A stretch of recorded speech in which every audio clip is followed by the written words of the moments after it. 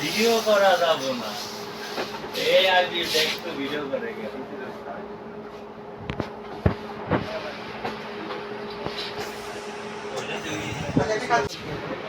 আমার চ্যানেলের লোগোটা একটা সামনে দিয়ে দাও চ্যানেলটা কোথায় আরে ডিজিটাল কালেকশন আমি জানি এই বাটন